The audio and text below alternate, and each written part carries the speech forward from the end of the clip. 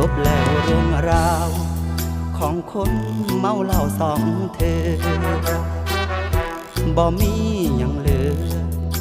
ตกค้างในความหาเขาสิ่งที่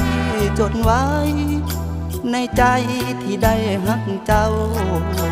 ก็คือได้เหมือนสองเมาบวงสรวงเจ้าสาวคนใจดำ